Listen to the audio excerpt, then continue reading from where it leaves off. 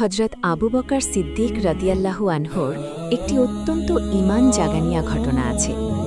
এক ব্যক্তি প্রতিদিন এসে তাকে খারাপ কথা বলত, কঠিন ও কটু ভাষা ব্যবহার করত, কিন্তু তিনি সবসময় চুপ থাকতেন এবং হাসি মুখে সহ্য করতেন। একদিন সেই খারাপ ভাষার মানুষটি সীমা ছাড়িয়ে গেলে হজরত আবু বকর রাদিয়াল্লাহু আনহু ধৈর্য হারিয়ে সামান্য জবাব দিয়ে ফেলেন। ঠিক তখনই রাসূলুল্লাহ সাল্লাল্লাহু আলাইহি ওয়াসাল্লাম সেখানে তাশরিফ আনলেন এবং তিনি সাবরের গুরুত্ব সম্পর্কে দিক নির্দেশনা দিলেন। এটা শুনে হজরত আবু বকর রাদিয়াল্লাহু আনহুর চোখ দিয়ে অশ্রু ঝরতে লাগল।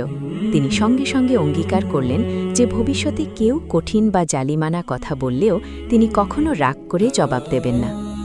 এই ঘটনা আমাদের শিক্ষা দেয় ধৈর্য ও নীরবতার মধ্যে অনেক বড় শক্তি রয়েছে। যে ব্যক্তি অন্যের জুলুম বা বাড়াবাড়ির ওপর ধৈর্য ধারণ করে, আল্লাহ তাআলা নিজেই তার পক্ষ থেকে জবাব দেওয়ার ব্যবস্থা করেন।